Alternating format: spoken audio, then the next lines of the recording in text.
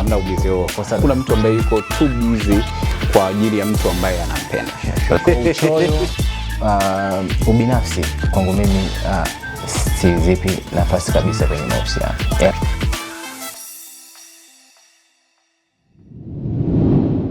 It's Sabruk Baraka. Goes by the name Venture. Welcome to Deep Dive.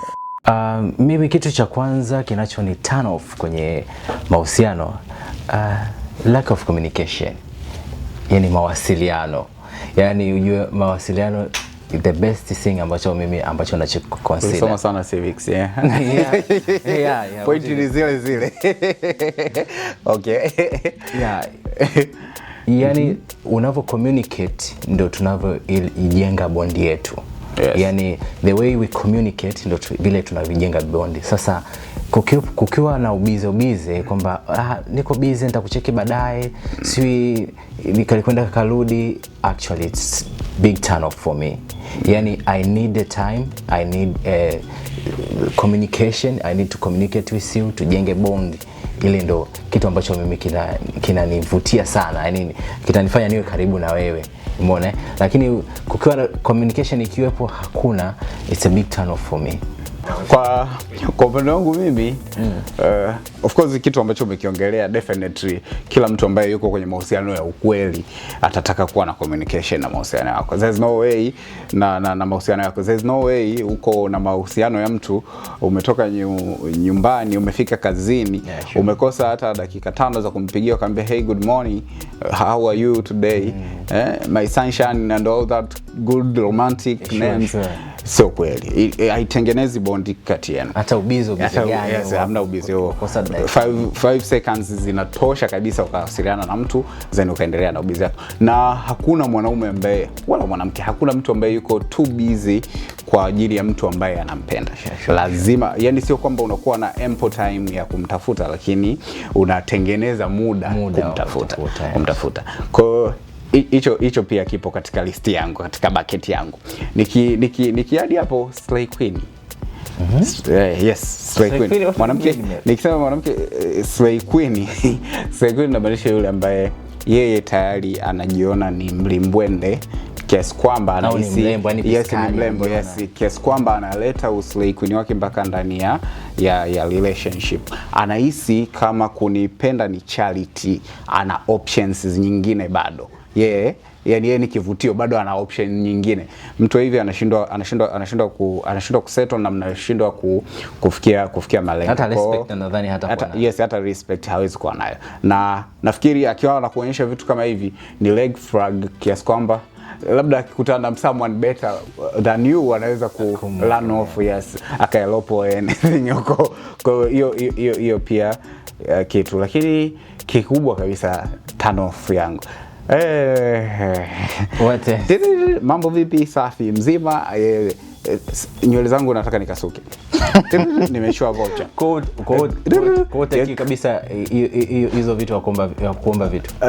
Kuna provide kwa mtu wako ni kawaida. As a man you should provide. Sawa, sisi tumetengenezwa providers. Lakini siku hizi hawataki kuhudumiwa, wanataka kukuchuma. Okay. Yes. Akishakutana na wewe, hata kama huko nyuma alikuwa na vikoba vyake, ana upatu sijui, alikuwa anaendesha maisha yake, anaweza kulipa. Lakini akikutana wewe, hivi vitu vyote vinakuwa jukumu lako sasa, anavitupa. Wewe utalipa kikoba, utalipa mchezo, anataka nywele mpya, rafiki yake anaolewa, utachanga. All at once atakuletea wewe pap. Sawa. Na hapa sasa ndio inapoingia, unaanza kujiuliza, mimi nimekuwa kwake ni chanzo cha mapato, sio tena mahusiano. Kwa sababu siwezi kuwa mahusiano yako wewe ukawa kazi yako ni invoice. Wewe ungekuwa mimi na wewe tunafikiria akili yetu tumezimeji kama watu ambao tuko kwenye mahusiano, tunataka kujenga nyumba moja, lazima utake kujua kipato changu, tunatengeneza nini, vitu gani vya maisha tunavitengeneza. Tunaanza kustart kutengeneza relationship hapa chini, imachue kwenda kwenye ndoa na kila kitu. Kwa sitegemei wewe utanichukulia mimi kama namba 50 na shida 5 kama chanzo cha pesa. Chanzo cha pesa. Kwa hiyo pia ni total turn off. Nikisha kuona uko unanichuma zaidi hapa sasa hivi, nikikuweka ndani ndugu yangu itakuwa changamoto. Okay. Kwa upande wangu mimi kingine uchoyo na ubinafsi.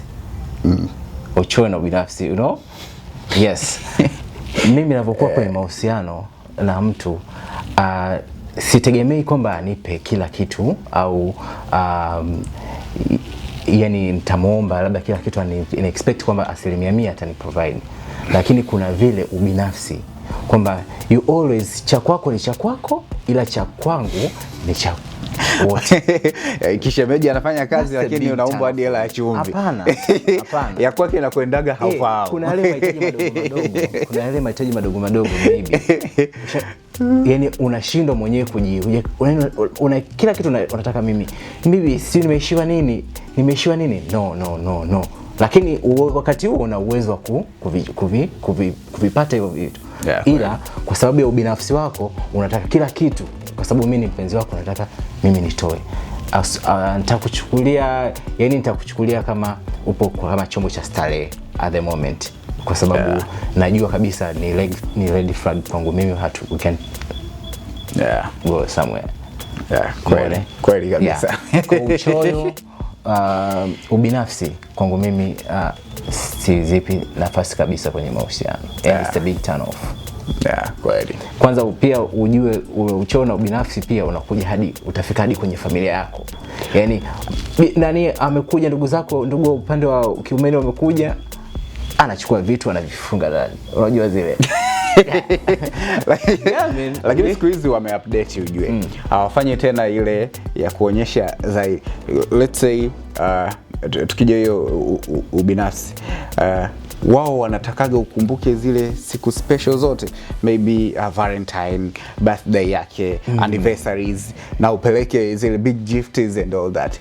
Sasa walichogundua ni kimoja sasa hivi, ili wasionekane wachoyo sana, ikifika birthday yako utaletewa zawadi, ila kazawadi fulani hivi, mkanda wallet, boxer, zinajulikana. Yani hawezi kwenda beyond hata kama uwezo anao, lakini ata think something little ili labda asionekane anacho fine. Wachache sana ambao anajua okay, this is my man, ngoja na mimi nionyeshe kujali. Wachache sana. Lakini siku hizi ili asionekane yeye anakusahau sana, ndio utaletewa zile boxers, wallet, perfumes, vitu fulani ambavyo vya kukudolishia kama mtoto ili uendelee kutoa.